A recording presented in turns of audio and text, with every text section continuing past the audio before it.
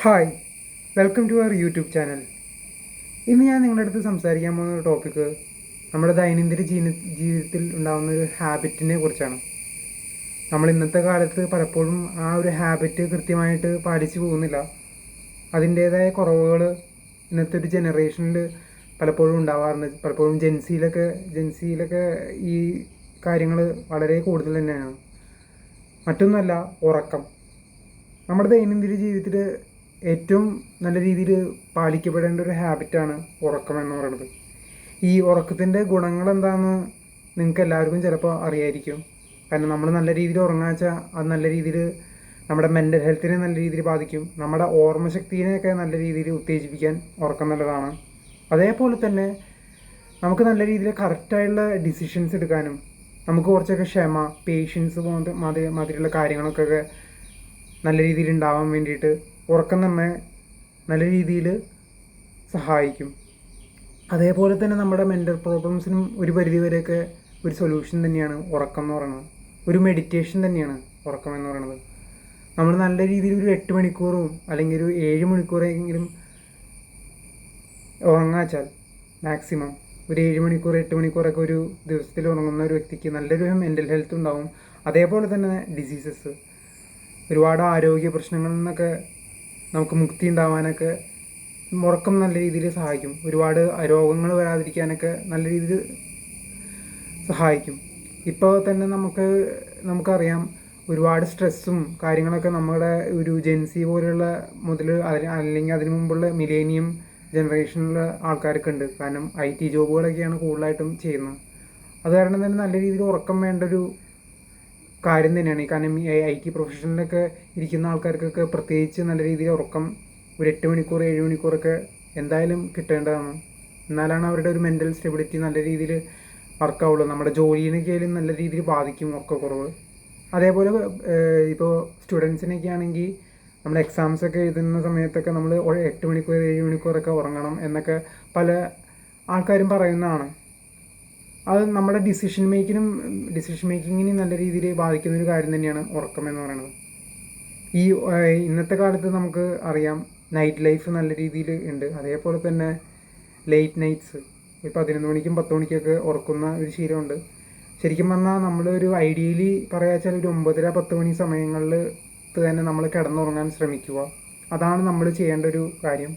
രാവിലെ നേരത്തെ എണീക്കുക, ഒരു 5 മണിക്കോ 6 മണിക്കോ എണീക്കുന്ന രീതിയിലേക്ക് ഒക്കെ ടൈം ഷെഡ്യൂൾ ചെയ്യുക. അങ്ങനെയൊക്കെ നമ്മൾ എല്ലാ ദിവസവും ചെയ്തു പോകാച്ചാൽ നമുക്ക് നമ്മുടെ മെൻ്റൽ ഹെൽത്ത് നല്ല രീതിയിൽ മുന്നോട്ട് കൊണ്ടുപോകാൻ പറ്റും.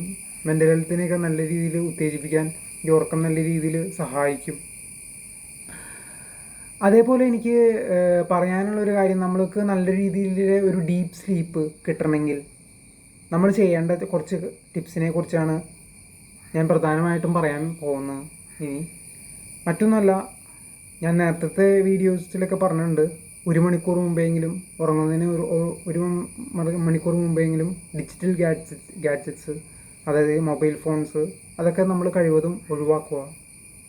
ലാപ്ടോപ്പോ ഐപാഡോ അല്ലെങ്കിൽ മൊബൈൽ ഫോൺസൊക്കെ ആയാലും ഉപയോഗം 1 മണിക്കൂർ മുമ്പെങ്കിലും നമ്മൾ ഒഴിവാക്കണം. അത് നമ്മുടെ ഉറക്കത്തിന് നല്ല രീതിയിൽ സഹായിക്കുന്നൊരു കാര്യം തന്നെയാണ്.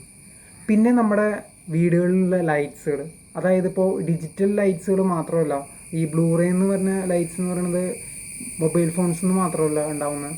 നമ്മുടെ ലൈറ്റുകൾ, അതായത് നമ്മുടെ ലൈറ്റുകൾ ഭയങ്കര ബ്രൈറ്റ് ആയിട്ടുള്ള ലൈറ്റ്സുകളൊക്കെ ആയിരിക്കും മിക്ക വീടുകളിലും ഉണ്ടാവുക. അപ്പോൾ ബ്രൈറ്റ് ആയിട്ടുള്ള ലൈറ്റ്സും ഇതേപോലെ തന്നെ ബ്ലൂറേ ലൈറ്റ്സ് തന്നെയാണ്. അതും നമ്മളെ ഉറക്കത്തിനെ നല്ല രീതിയിൽ ബാധിക്കുന്ന ഒരു കാര്യം തന്നെയാണ്. പ്രത്യേകിച്ച് ബെഡ്റൂമുകളിലൊക്കെ നമ്മൾ ഉപയോഗിക്കേണ്ടത് വാമായുള്ള ലൈറ്റ്സുകളാണ്.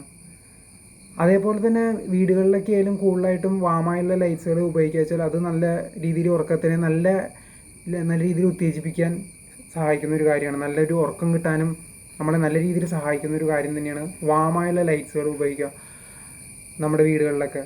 അത് നല്ല രീതിയിൽ നല്ല ഉറക്കം ഉണ്ടാകും, നമ്മളെ നല്ല രീതിയിൽ സഹായിക്കും. അതേപോലെ തന്നെ നമുക്ക് ഈ ഉറങ്ങുന്ന സമയത്തൊക്കെ ആയാലും ഞാൻ എപ്പോഴും പറയുന്നൊരു കാര്യമാണ് പ്രസൻറ്റ് മൂമെൻറ്റിൽ ജീവിക്കുക. നമ്മുടെ ചിന്തകളിലൊക്കെ ആയാലും പ്രസൻറ്റ് മൂമെൻറ്റിൽ ആവാച്ചാൽ നമ്മുടെ ഉറക്കം നല്ല രീതിയിൽ പോകാൻ അത് നല്ല രീതിയിൽ സഹായിക്കും. അതേപോലെ തന്നെ നമ്മൾ ഉറങ്ങുന്നതിനേക്കാൾ മുമ്പായിട്ട് നമ്മൾ നമ്മുടെ ബോഡി നല്ല രീതിയിൽ സ്ട്രെച്ച് ചെയ്യുക. എന്നിട്ട് നമ്മുടെ ഈ നെറ്റിയുടെ ഭാഗം നെറുകയിലേക്ക് നല്ല രീതിയിൽ കോൺസെൻട്രേറ്റ് ചെയ്യുക കണ്ണടച്ചിട്ട്. നമ്മുടെ ബോഡി മൊത്തം സ്ട്രെച്ച് ചെയ്തിട്ട് നമ്മുടെ നെറുകയിലേക്ക് നമ്മൾ നല്ല രീതിയിൽ കോൺസെൻട്രേറ്റ് ചെയ്യുക ഒരു സാങ്കല്പികമായിട്ട്. ഇത് നമ്മുടെ ഉറക്കത്തിന് നല്ല രീതിയിൽ കൊണ്ടുപോകാൻ സഹായിക്കുന്നു. നല്ലൊരു ഡീപ്പ് ആയിട്ടുള്ള ഒരു ഉറക്കം സൃഷ്ടിക്കാൻ സഹായിക്കുന്ന ഒരു കാര്യം തന്നെയാണ്. അപ്പോൾ എനിക്കിതാണ് പറയാനുള്ളത്. ഈ ഒരു വീഡിയോയിലൂടെ ഞാൻ ഉദ്ദേശിച്ചതും പറയാൻ. നമ്മൾ നല്ല രീതിയിൽ ഉറക്കം നമുക്ക് കിട്ടേണ്ടത് അത്യാവശ്യം തന്നെയാണ് നമ്മുടെ ദൈനംദിന ജീവിതത്തിൽ, പ്രത്യേകിച്ച് ഇന്നത്തെ കാലത്തൊക്കെ. അപ്പോൾ നിങ്ങളായാലും ഇതെല്ലാം നല്ല രീതിയിൽ പ്രാക്ടീസ് ചെയ്യുക. നല്ലൊരു ഉറക്കം നിങ്ങൾക്ക് എല്ലാവർക്കും കിട്ടട്ടെ എന്ന് ആശംസിക്കുന്നു. എല്ലാവർക്കും നന്ദി, നമസ്കാരം.